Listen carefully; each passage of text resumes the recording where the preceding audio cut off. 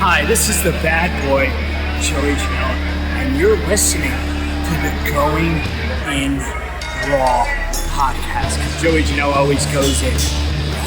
This is the American Nightmare, Cody Rhodes, and you are listening to Going in Raw. Hey everyone, Kenny Omega here. In case you didn't know, we have an awesome kick-butt show called Stephen Larson's Going in Raw, and they're going to be supporting AEW every week amongst many other things. Goodbye and smooch. Good night. Bye-bye. Hey, Friendo, Steve here. And Larson. And welcome back to Going in Raw, the only pro wrestling podcast you need to be listening to right here at youtube.com/Steve and Larson. Available wherever podcasts can be found. And, of course, taped live at the Twitch, twitch.tv/Steve and Larson.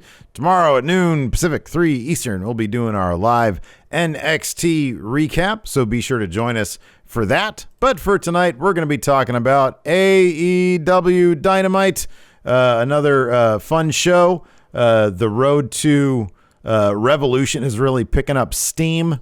I don't know, man. What stood out to you? There's a lot of good stuff going on tonight. What really stood out? What really stood out to me was Nyla Rose versus Britt Baker. I thought it was the best match of the night. Glad you're leading off with that. Coming off the heels of what I thought was really good. Bunch of 4 matches I had Monday for the women's tournament. They put up on YouTube.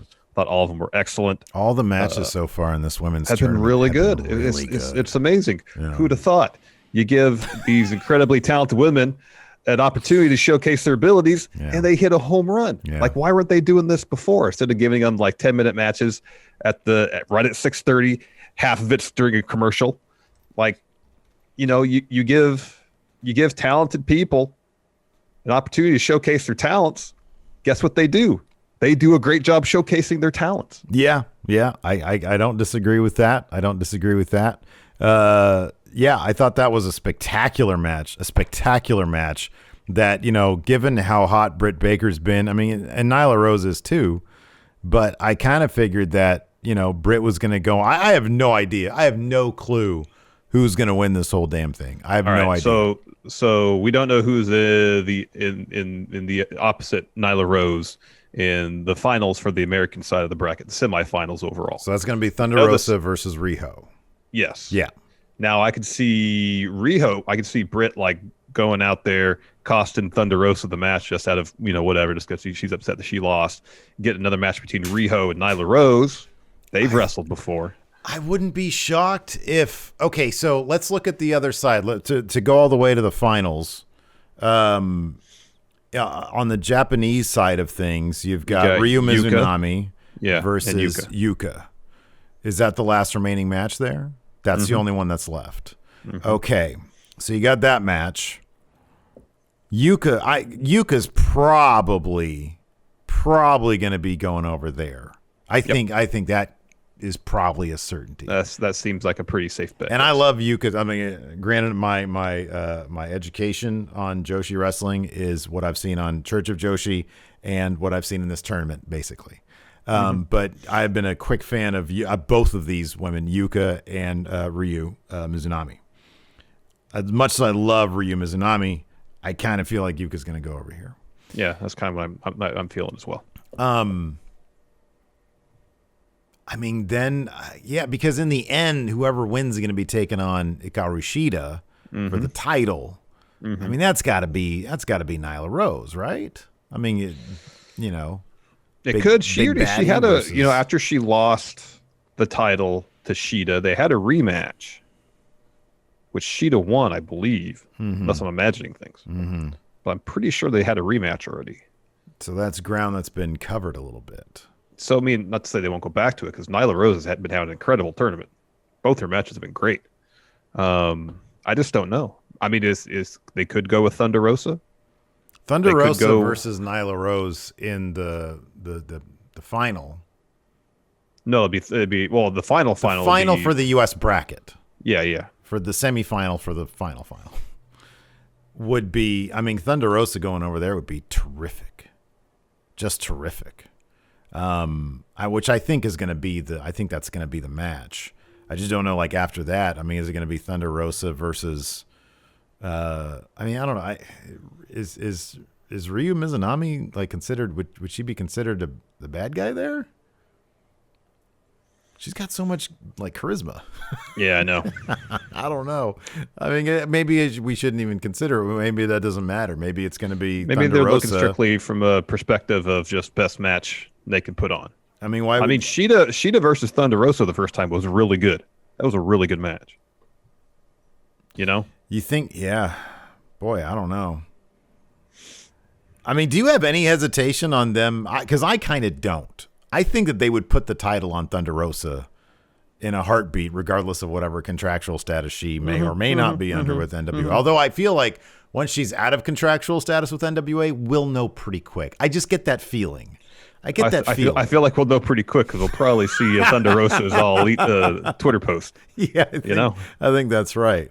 And I don't know how long of a contract. I mean, she said her contract. Billy Corgan said her contract is up in 2021, right? All right. So either she signed a 2-year deal late in 2019, or she signed a 1-year deal early in 2020.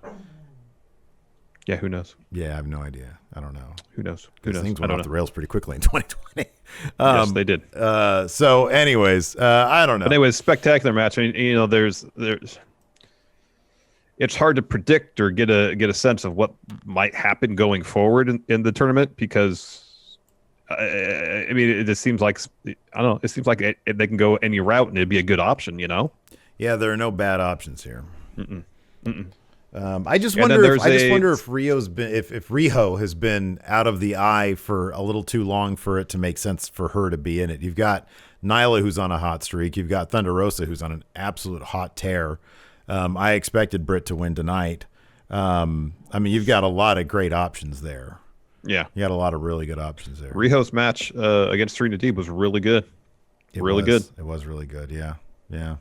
So I don't know. I mean, a lot of good options. Obviously, we'll find out next week. I think the finals are supposed to be next week, aren't they? They better be pretty soon because we've got the Revolutions coming up on the 7th. Yeah, so yeah, they'll probably be like next week. Yeah, I think they got to be next week. They said Sunday there's going to be another round of matches happening. Sunday, Sunday. I mean, that's got to be Sunday's going to be Yuka versus Ryu. Yeah, and then it was Thunder Rosa versus Riho. Riho. Yeah. Okay. Yeah, and then there's a 6-woman tag match too. Oh wow, that's cool. Right on. All right. Oh, is that going to be the Bleacher? That's the Bleacher Report thing, right? Yes. Okay. Cool. BR Live. Yes. Anyways, let's just go ahead and kick this off and take it bit by bit. First up, we had Hollywood hunk Ryan Nemeth versus Mox. Early on, Mox slaps the shit out of Ryan Nemeth, and that's pretty much how things go. You don't want to talk about Ryan Nemeth's promo? Oh, could you recount it for me? He said sure, he was making acting analogies. Yeah, he says, I'm going for a starring role. Yeah. The winner, as in the role was the winner. He goes, and I think I'm going to book it. There is something charming about his own Dirk Diggler-esque, you know. He should be sitting around backstage reading Backstage West. Yeah, some sides. You know. Isn't that what they call them? Sides? Yeah, the little bits of script, but like Backstage West where you're looking for auditions. Yeah, right. Sides. Yeah, the little mini scripts with a few pages. Do actors still, do we have any LA people, do actors still look at Backstage West? I don't know. Or is it all done online now? I don't know. I have no idea. There might be Backstage West online. I was an extra once in Clock Stoppers. Did you do extra work? No. Me and Hilton. Anyways, Nemeth gets, I'm pretty sure, 0 offense in here.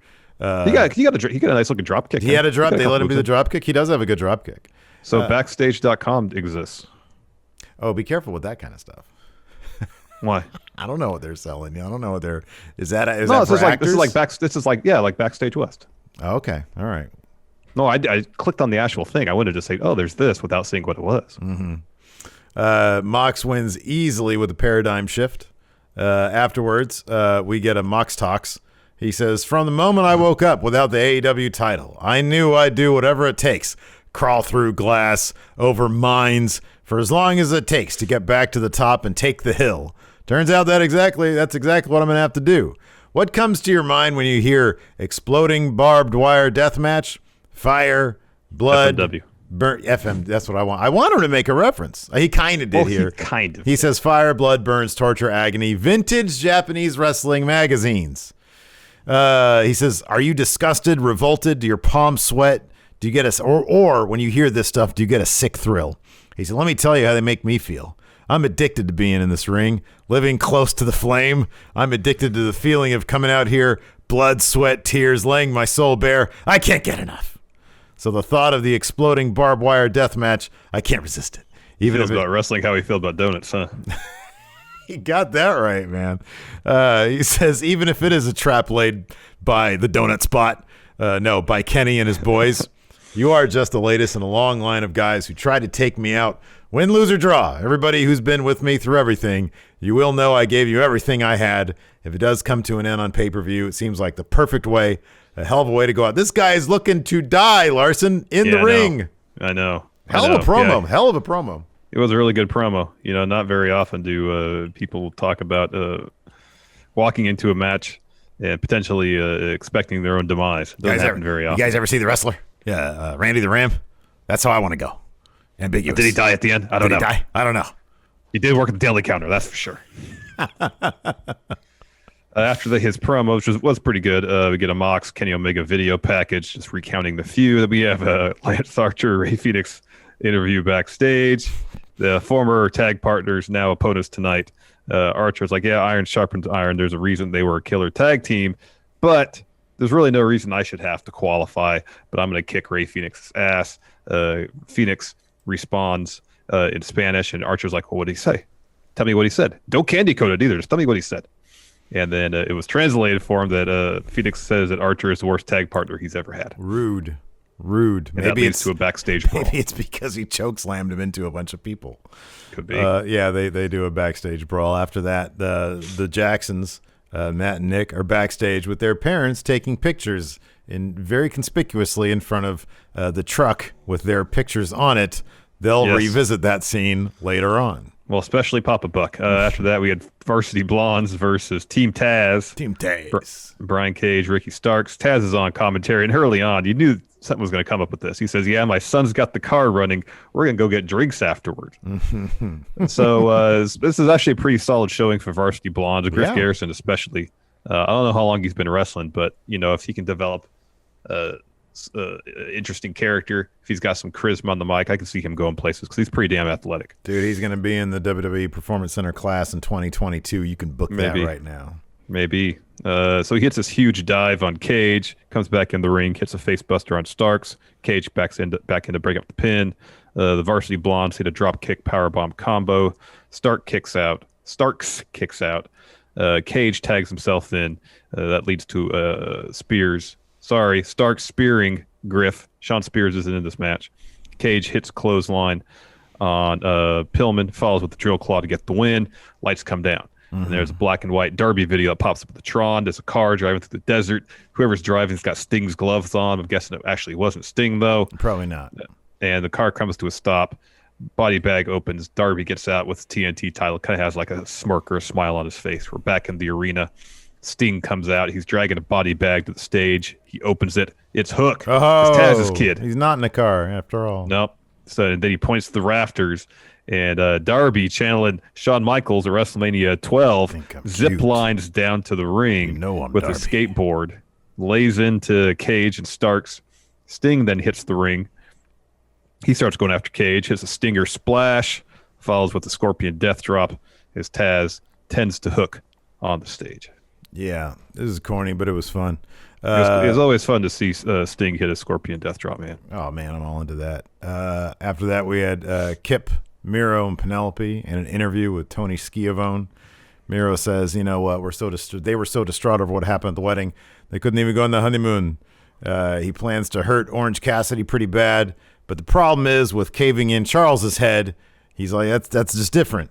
I like Charles. He's good at polishing my shoes. He's good at putting my my dumbbells away or whatever. Kettlebells, yeah, thank you. He says he really does good work around the house as a butler. And so then a PA comes up as he's going on about how much he loves Charles.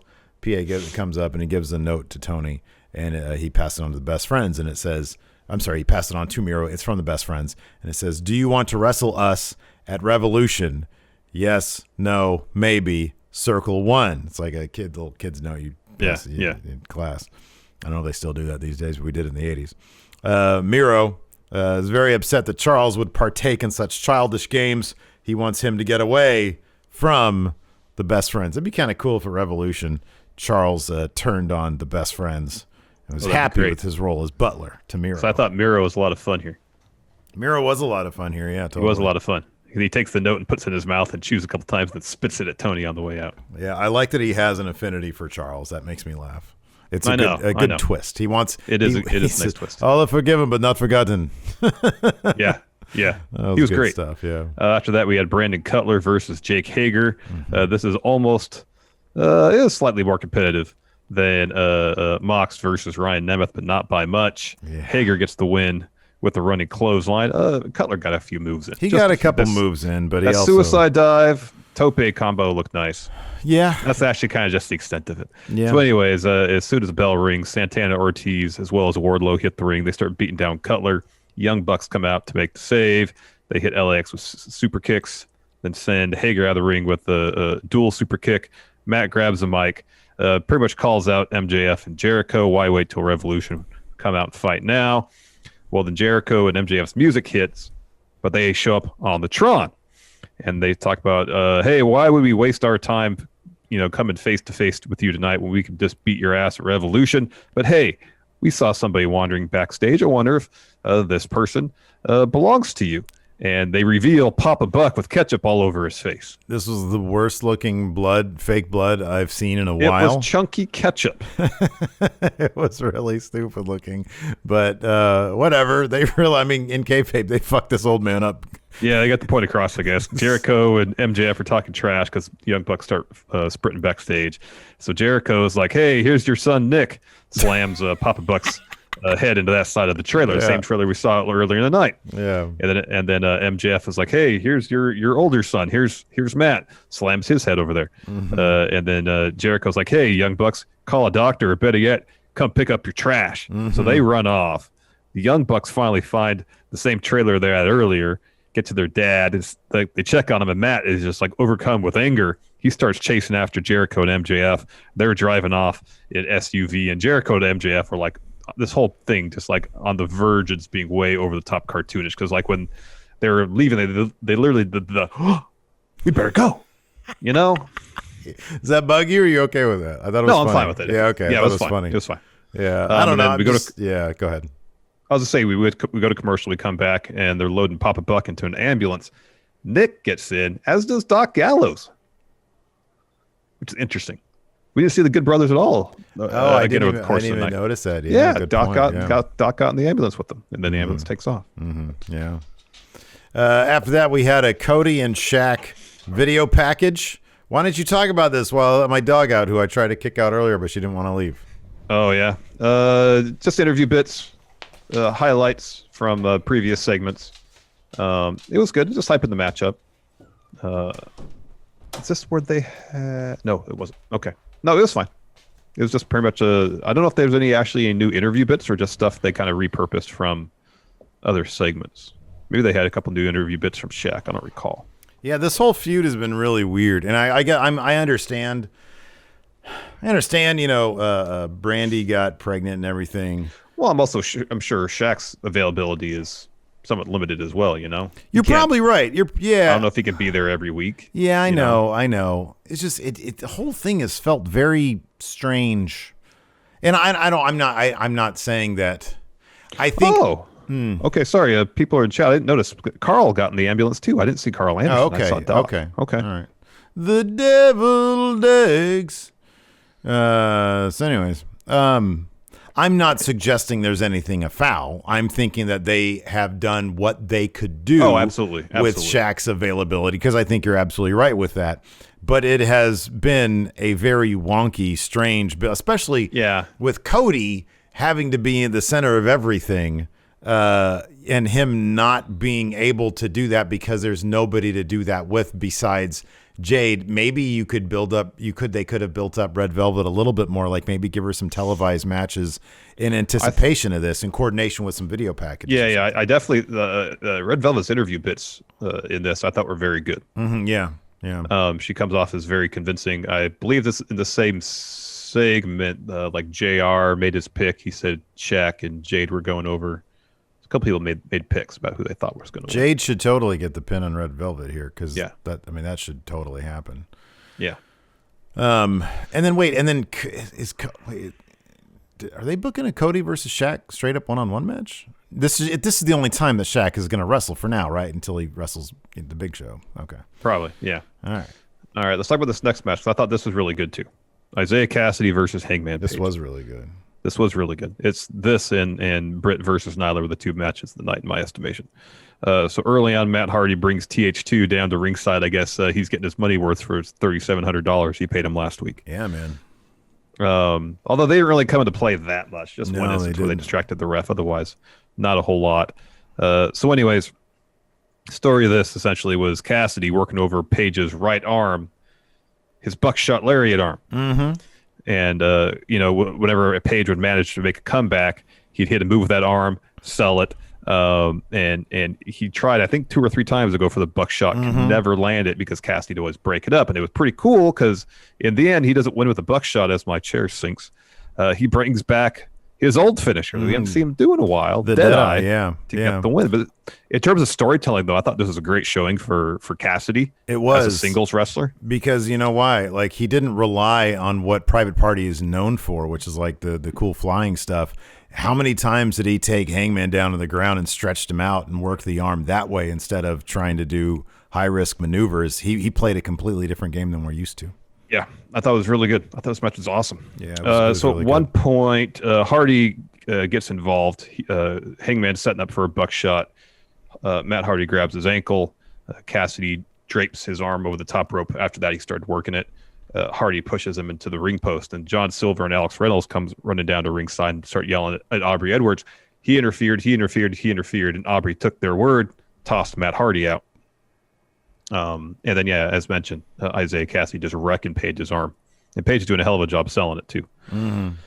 So, in the end, yes, he wins with Deadeye. Page does. Silver and Reynolds get in the ring, and Hardy does like a promo from, like a disembodied promo. You don't see where he's at. He says, "You chose the Dark Order over me. I'm going to hurt every member of the Dark Order because of that." And then he shows up on stage with Alan Angels, throws him off the stage through the timekeeper's table, and then Page and Silver and Reynolds go check on him. Yeah. After that, we're with Kenny Omega, and he's in like a shop, like a wood and I don't know what kind of like a metal shop. Metal shop. Thank you. Yeah. Marvez, of course, always trying to get the scoop with Kenny Omega, yet always being thwarted by Don Callis. Kenny Omega is hammering away at something. Turns around and Callis says, "Yeah, we're building the Mox extermination chamber for this match they got coming up." And Kenny, I didn't catch much of it. Kenny started talking. The dude in the background started doing the some grinding or sanding or something. like a I know. saw or something going on back there. Yeah. Yeah, he just said, sometimes when you want something done right, you got to do it yourself. And it's like, I'm doing this not because I'm proud of my handiwork or my workmanship.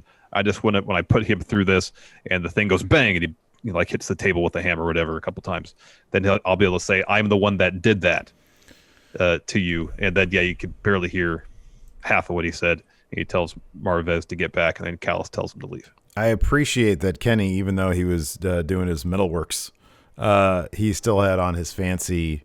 He had like boots. he also had like a weird. Yeah, what was it? I thought that it had to do with like it looked like some sort of protective, like a jumpsuit you'd wear to do some sort of industrial work or something like that, but. Like the entire back was gone off of it. It's like a smock kind of smock, sleeves on it, Yeah. But it looked like it was just ripped off somebody. Yeah, he's a big old goofball. After that, we had we talked about this match earlier: Britt Baker versus Nyla Rose. Again, man, this was just a really, really good match. Nyla started out strong early. Britt leaves the ring, stalls for a bit, knocks some stuff over. strategizes. She gets back in and almost immediately eats a Samoan drop. Nyla gets Britt in the corner to try to take out her leg again like she did like ages ago. But Rebel pulls Britt's arm and her body sort of away from the corner, so she can't do that. But then Nyla still takes the advantage, so Britt goes to the outside, sort of plays possum, reels Nyla's arm in to knock her head against the post, then starts working her arm against the barricade. Out of the commercial, Britt takes advantage, working Nyla's arm some more, like really giving it to her. She takes off one of the turnbuckle pads, so you know that's going to come into play later. Rebel tries to distract up on the apron, gets knocked out. Nyla hits a neck breaker for 2 on Britt. Rebel gives Britt the glove, but then Britt, sort of showboating because now she has the glove, runs into a choke slam. Rebel comes in. She gets laid out in one corner as Britt's laid out in the other. So Nyla does the flipping senton, the cannonball to Rebel, and then when she goes to the other corner, Britt moves. Nyla hits her head on the exposed turnbuckle. You figure that's going to be it. Britt tries to get her into the position for the claw. Nyla counters, slamming her down. Nyla tries to give the ref the padding at that point. Britt then hits 2 super kicks, a crucifix pin for 2. Britt almost sinks the claw, and she's like right there getting the claw in, but Nyla's able to punch her off, then like gives her a nasty right hand, hits a beast bomb, takes just an extra second to get the pin, and that's enough for Britt to kick out. Selling the arm, exactly. Nyla tries for maybe a tombstone. Britt's able to counter out of that, but then Nyla's able to power her back up for a second beast bomb for 3. Terrific match. Really terrific. Really good. Really, really good stuff. So next week's episode of Dynamite is themed. They're calling it The Crossroads. I wonder whose idea that was. I don't know. So announced. We got FTR and Tully versus Jurassic Express. They ran a FTR Jurassic Express video package. After that announcement, of course, that was announced last week, though. Chris Jericho and MJF are doing a press conference. Going to hear from Paul White next week. AEW Dark Elevation debuts next Monday. And, of course, Shaq, Jade Cargill against Cody and Red Velvet. Also, the Dark Order are taking on Matt Hardy, Private Party, and TH2. I believe that was a full match.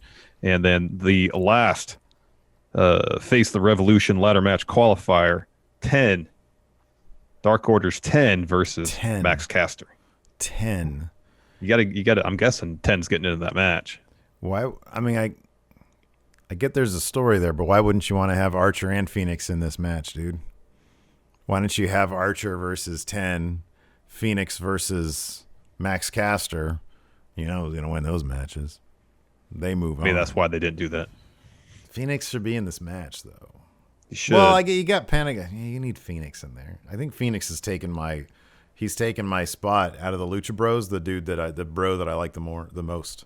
Yeah. Pentagon's great, but man, Phoenix, that fucking suicide dive every week. He's trying to go farther. I know. Every week, faster. Faster. He's like the DeLorean. Yeah. Once he's trying to break 88, you're going to see some serious shit. Serious shit. Yeah. Speaking of Ray Phoenix, main event's next. Him versus Lance Archer. Fun. I kind of felt like this. If they'd shaved like 5 minutes off this match, it might have been better. I just kind of felt like if it was just like 15 minutes of nonstop insanity, this match would have been an absolute delight. Instead, we got like 12 minutes of absolute insanity with 8 minutes. Not a filler. I don't want to say filler because it wasn't filler. It was still fun. But it's like 8 minutes of good wrestling and then 12 minutes of crazy stuff. Wait, how long was this match? It was like 20. The introduction started at like 6:30 or 6:35. Oh my god! Wow. It was long. Yeah. It was long. Yeah. It was long. I love that first part. So Phoenix is kicking things off, just hitting Archer with a bunch of athletic moves. Then he tries to springboard something, and Archer turns it into a springboard swat down to the ground. Swats, exactly. So after that, Phoenix low bridges Archer out of the ring, follows with a suicide dive, basically launches himself through Lance Archer. I don't even know. He ends up on the opposite side of the barricade. I don't even know how he's able to get a flip in there. Like, I watch it, and they do a replay, and he like launches himself out, and somewhere along the way, he does a flip. But like, he's incredible. His flips are so like vertical. It's crazy. It's crazy. He's so good. Anyways, he gets back in. He gets the top rope. He's about to do something off the top of the floor. Jake comes over, sweeps his legs out from under him, dumps him on the stage. And then Jake goes over, kind of leans over, maybe like 1 or 2 steps down to check on Archer. And then Fenix leaps over him into a tope, hits Archer on the floor. Great. The beginning of this match is fantastic. Later on, Archer tries to chokeslam Fenix onto the apron. Fenix escapes that.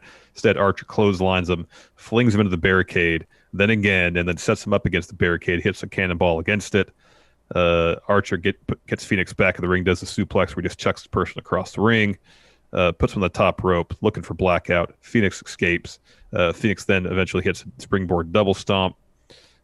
Fenix tries to pick up Archer, fireman's carry, can't. Lance hits him with a really stiff German suplex, hits the old school moonsault, gets a 2.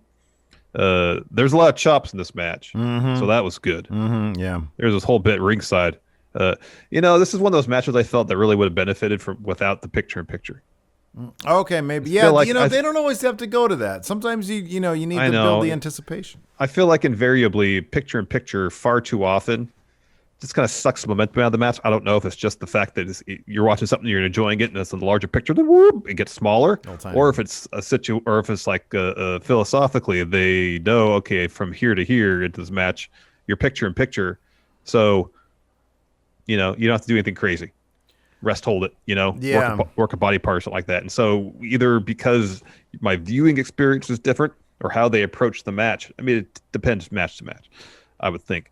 How they approach the match might change because they don't want to do anything too awesome during a picture-in-picture. Slows momentum down. I feel like half the time when picture-in-picture happens, I'm like, okay, this was good, but it's kind of now this is kind of pulling me out of it. Maybe that was the issue with this. I'm also kind of conditioned by WWE that when a match goes through like 2 commercials, it's usually pretty good. It's like, oh wow, I'm watching like a banger match right now because like they're giving them a lot of time. And I mean, any of these performers, if they're given a lot of time, they're going to come up with something pretty special. Yeah. And I wonder if, like, I don't know, just speaking for myself, it's like, oh, we're coming out of commercial. We're still in this match. This is different because it's a main event. It's like, okay, well, I know how much longer there is in this match because they're not going to do anything afterward. But I don't know. When I like thinking about this match, maybe it could be because I don't really consider picture-in-picture all that canon for myself. I just don't pay attention. I'm just like, hey, I got other things I got to do. I got to check on Alabama. I got to go check my laundry, whatever. Lacey comes in at like 6:30. Lacey is the 6:30 for me because she gets home from work. She's like the Steiner math. And so I'll talk to her during picture-in-picture. I just don't even consider it. So maybe that's the difference there. I just don't even consider it. That could be. I'm just sitting here by myself in my bedroom at my desk watching AEW. In the garage. So, because I don't want to make it seem like this match was bad because it wasn't. It was really good. I thought it was pretty dope. It was really good. There was a lot of really fun stuff. I don't want to make it sound like I'm talking trash about it. I'm not. I guess after the work that Ray Fenix and Lance Archer have done the last few weeks, especially like that tag match the other week, that was bonkers. One with Mox. Was that just last week? No, that's 2 weeks ago, wasn't it? The 6-man tag that was at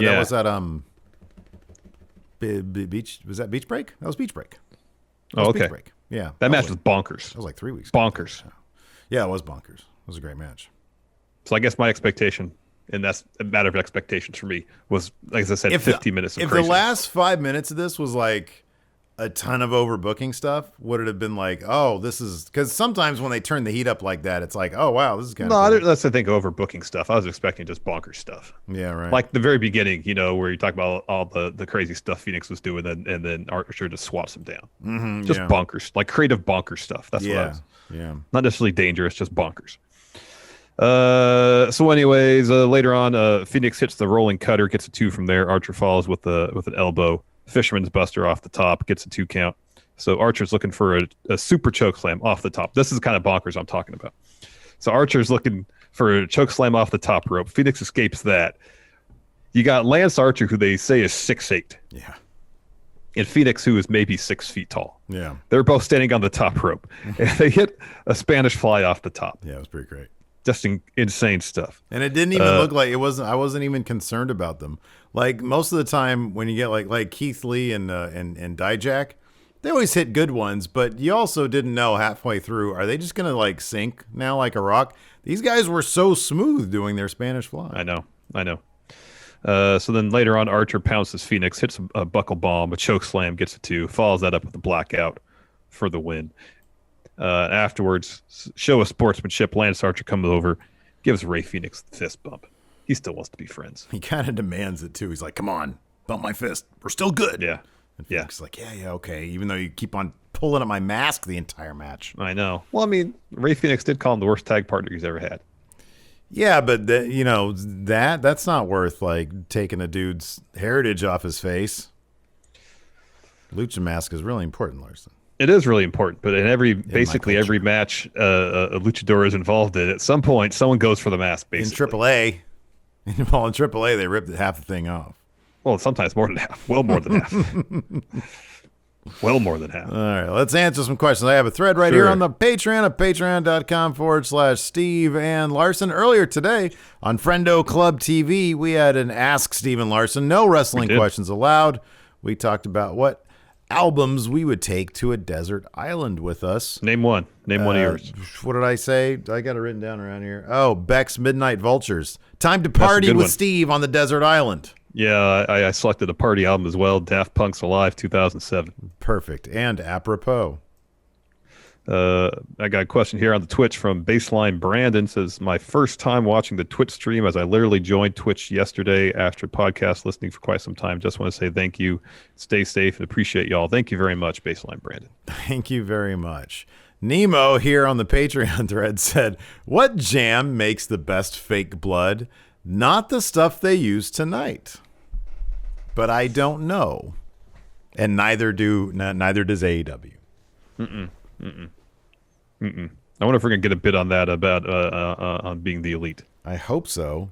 I hope so. They get the ketchup packets just squirting it all over Papa Buck's face. I want Matt Jackson to talk about Jack Swagger some more. Speaking of Baseline Brandon, Maggie gifted a sub to Baseline Brandon. Maggie. Now Baseline Brandon can enjoy all that Friendo Club TV content. Man, I hope Maggie's feeling okay, man. She said she had a crap customer today at her job. Aw, and those suck. Those suck. Yeah. Those suck. Hopefully she's doing better. So Joe says, was it ketchup or jam? On my little screen here, it looked like ketchup. But for people who are watching on a larger screen, maybe it looked more jam-like. Yeah, I don't know that it was I just think it was straight up just bad fake blood. I think it looked chunky though. Let's say fake blood can't get chunky. I didn't necessarily notice that, but then I wasn't like standing right next to my TV, so I don't know. To me, it just looked like bad fake blood. So, but I don't know. Who knows? All right. White Brownie wants to know, does AEW hit 1 million next week with Shaq? I am not gonna I don't know, man. What's gonna be in the news next week? What's in the news? Yeah, I don't know. I don't know that Shaq can draw like wrestling ratings. Who do you think is the bigger draw for AEW ratings, Jay White or Shaquille O'Neal?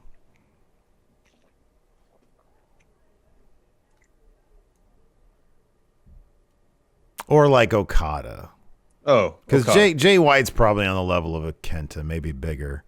But yeah, like an Okada or a Naito. If people knew Okada was going to show up, yeah, more people might do that. I think he's probably a bigger draw to the AEW crowd than Shaq. But I guess maybe the people they're trying to draw to AEW aren't the AEW crowd. Yeah, I know. That's the point of Shaq. I get that. I just don't know if people are going to tune in. But I don't know, man. I don't know. It's not like Bad Bunny's done like, huge numbers for WWE. Not ratings wise, but he sold a ton of merch. Yeah. I still have any doubts that WWE's making any money off that. He's probably like, he's probably like, I'm a huge star, so I'm gonna get all that merch money because it's my probably. Merch. I hope he does. It's his name and likeness on it. I know, right? Exactly. He should get all that money. Let's see here. It's Duker Baby says, how long till Fenix ends up as TNT champ? Well, not anytime soon because he's not going to be the face of the Revolution. Yeah, it really doesn't matter anyways because Cody's winning that damn ladder match anyway. As it is, Is that so? That's going to be so his team, not him. His team eats the pin in this tag match, and his reaction is going to be, "Hey, we need to book a ladder match to make me the face of the Revolution." The what? I want the TNT title back. Okay, Cody. Well, let's talk about this. Okay, we can talk about when I win it back. You say, I thought we did just talk about it. I thought we did just talk about Didn't we just talk about it? Organ Grinder says Hangman is going to look really good in black and purple. I really want to the Dark see that. Order. I want to see that happen now, dude. I really want to see that happen. I mean, you see on Being the Elite, they went from chanting, months ago, "fuck Hangman," to now Hangman fucks. Hangman fucks. They said, "Hey, look, man, we don't need to be. You don't need to be in the Dark Order. We'll just have your back. Maybe we can hang out together sometimes and just be chill." And of course, John Silver has to take it to the next level. He's like, "Yeah, with our cocks out." Come on, man. Oh my goodness. And Hangman was into it. He was into the idea, but I want it official, man. Let's see here. James Fletcher. Jericho and MJF beat the Bucks for the titles. Sammy returns after the match. Who is his tag team partner to fight them for the titles? I kind of feel like Sammy's going to return. If he returns, it's going to be to screw Jericho and MJF. That being said, I think primarily to screw Jericho. Yeah, I don't think so. I don't think that Jericho and MJF are going to win those titles. No. But in the spirit of this question, let's say that does happen. Who is Sammy Guevara's partner to fight MJF and Jericho? I say Wardlow. Interesting. Sammy went away. He invested. He saw what Cameron Grimes did, so he was like, "Oh, I'll put money into GameStop now that it's really low."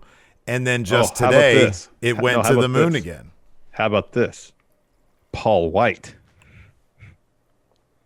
That's good. Well, Will Terminator, what hardcore type weapons would you like to see in the exploding barbed wire death match? Personally, I'd love to see light tubes. Some thumbtacks, maybe. Oh, he says light tubes too. Yeah, just not too many. No, thank you. Go all out. If you're going to do it, do it. If you're going to do it, try to compete with the best FMW matches of all time. Here's the thing, though. And those exploding barbed wire death matches from the 90s, they didn't use light tubes then. Well, make it better, then you can add it. Apparently, this is all Kenny's idea. That's what Tony Khan says. Kenny's idea. That's awesome. Speaking of Kenny, Rocco wants to know who's better with metal, Shotzi or Kenny. I mean, Shotzi built her own tank, so edge to Shotzi, Yeah, you would think so. Zach Droll. Do you think with Anna Jay being injured, she was supposed to win against Britt Baker and then maybe go on to beat Nyla Rose? I don't think she would have beat Nyla Rose. I don't even think she would have beat Britt Baker, but I think it's a bit more up in the air than what happened. But yeah, I don't think so.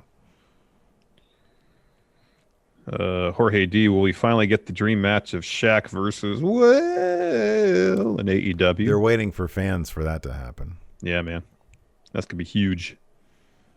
Huge. Moses Opposes has a great question. He says, so it seems like this run in AEW is Sting's last run.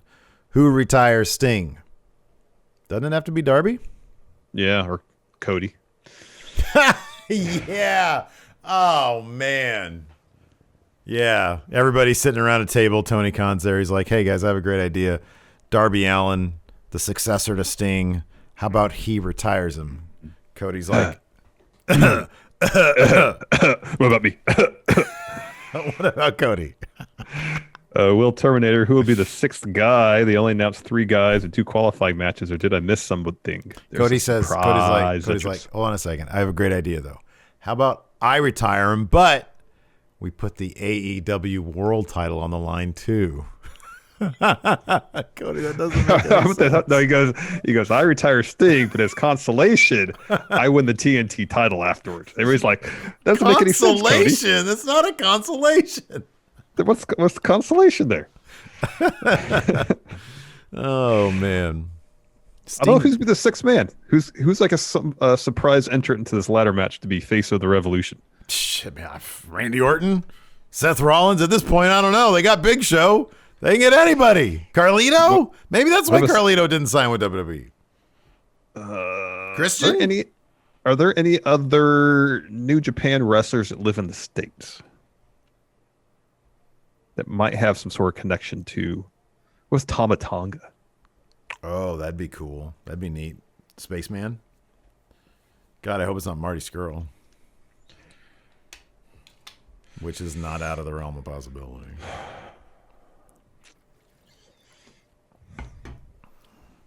Let's see here. Oh, great. Sleazy Mo. I love these kind of questions. If in exchange for a Going in Raw shout-out on AEW Dynamite... Well, hold on. First off, who would you want to give us the shout-out? Hangman Page. Let's because if he said it, it'd feel honest. Yeah. You know, like he actually was a fan and watched the show. I'll be honest. I'd love it from Shivani. WCW legend Tony Schiavone. That'd be great. Is he on Cameo? I don't know. Dude, I'd have him. I'd pay money for a cameo from him. Anyways, Sleazy Mo's actual question is, if in exchange for a Going in Raw shout-out on Dynamite, you were asked to be the duo who performs Kenny Omega's broom dance routine, would you accept? I wouldn't even need anything in exchange for that. I'd do it anyways. That'd be hilarious with the brooms.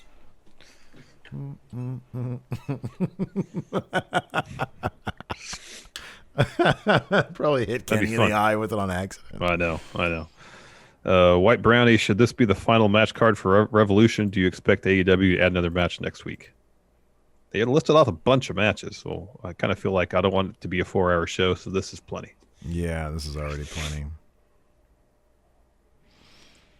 Let's see here. Mordecai says, hey, did you guys see... Oh, I didn't see this. The Walmart guys showed up on Sammy's vlog. Oh, wow. And post about how he's been given an AEW opportunity after he heals up from injury, likely to face Sammy on Dark. That is awesome.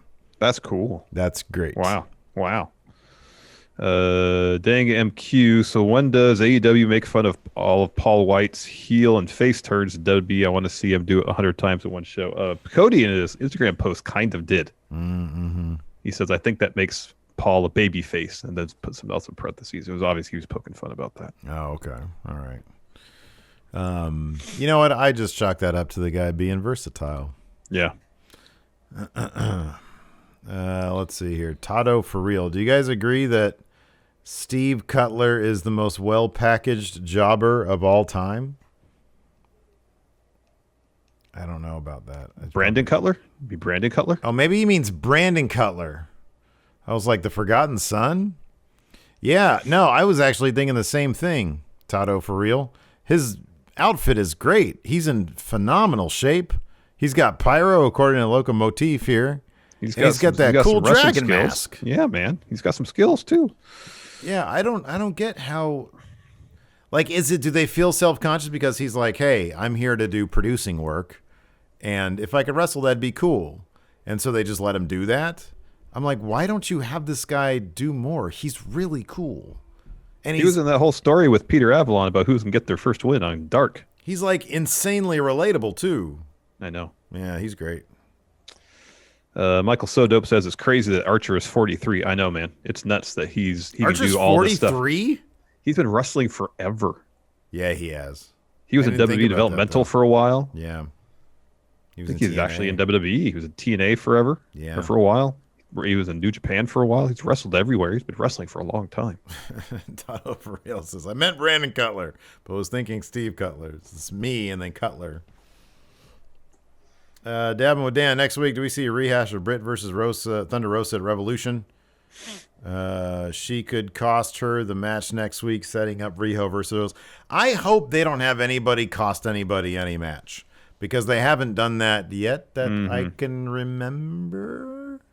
So far, I don't think anybody's cost anybody a match. Yeah, I don't think so either. Not directly, no. How great was Emi Sakura working heel, though? Wasn't that great? That was awesome. Pretty great. Flash Rain, what 6 men would you want in the face of the Revolution ladder match? You have Penta, you have Fenix, you have Lance Archer.